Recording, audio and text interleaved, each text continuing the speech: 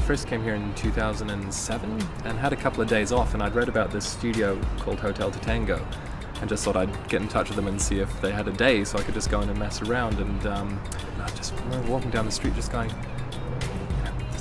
this is really cool, you know, it's just got a special, unique vibe. It's hard to put your finger on exactly. You know, just the fact you can find a warehouse space in a nice area and build a studio in it has been great. Whereas in New York or London, like, I do love the cities, but I'd have to be selling a ton more records to do that. This is Golden Ratio, my studio in Montreal, in a former underwear warehouse.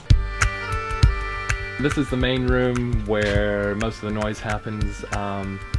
I kind of wanted to make a place that was a bit of a blend between, well, like having the acoustic accuracy of some of the top line studios in the world that I work in a lot, but then a bit more of a feeling like hanging out in a cabin or an apartment or something. Part of what I love about what I do is just different projects require different muscles to flex. Like, I program, I produce, I engineer, I write, I mix. Or my other job title is just studio nerd. I wanted to build a compressor that could do good things with a lot of the types of drum sounds that I was doing. So I'm like big into 808s, I'm into kind of like more natural, like break type top end.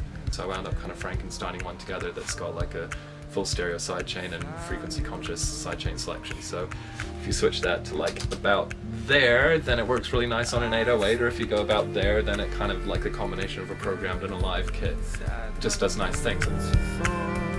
My sound was kind of influenced by, you know, more of the rock stuff that I was into at a younger age, but then I really quickly got captivated by stuff that was coming out on like Warp Records and Moex in England, and you know, DJ Shadow is a nice crossover between that, where it's all sampling and sequencing, but it's kind of got that hip hop kind of rawness, which kind of carried over from the rock world.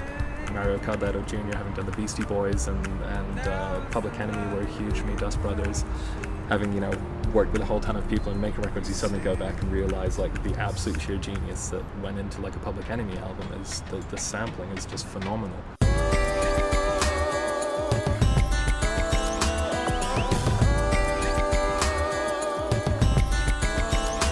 When I was traveling with Björk, we wound up having 2 channels of old Neves and a couple of 1176s, and then we had one of these guys, a 430 producer pack. But what I found with the Focusrite stuff was, I originally went, okay, I'm going to go over there because it's just going to be cleaner, but it wound up actually just feeling really solid. At least on Björk's voice, it just sounded amazing. And I actually found that I wasn't having to ride the gain as much as I was on the kind of more character vintage channel strips. I'll normally have a compressor sitting there, so if there's a peak it might pull maybe like 2 dB of compression, but I'm always riding input gains into compressors when I'm recording, and I found for stuff it suddenly didn't need it as much, and her dynamic range is insane. So it's just the fact that, you know, you can capture, I think in her words, like the quiet sounds and the big sounds just as easily was really important.